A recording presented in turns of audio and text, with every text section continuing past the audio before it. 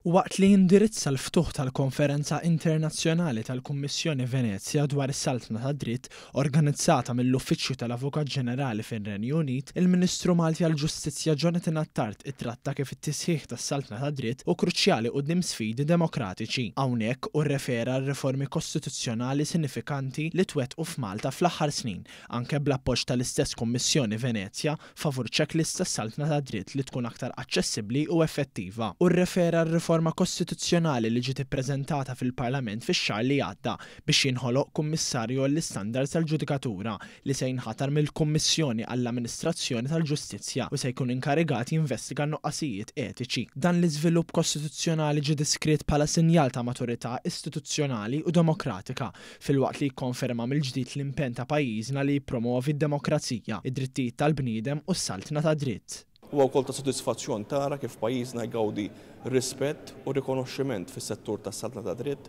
mhux biss bħala pajjiż li jħaddan is-saltna ta' dritt imma li jipparteċipa b'mod attiv fl-iżvilupp tagħha internazzjonalment b'kooperazzjoni ma' istituzzjonijiet internazzjonali bħal hija l-Kummissjoni Venezia. Dr. Attard komplejt li riformi simili huma parti minn proċess kontinwu li jeħtieġ ċerta perseveranza u riflessjoni, xi ħaġa li Malta hi determinata li tkompli twettaq. Sa dan it-tant il-Konferenza Internazzjonali f'Londra wkoll ġiet indirizzata minn diversi ministri u esperti oħrajn, fosthom il-President Onorarju tal-Kummissjoni ta' Venezia, Carlo Tori.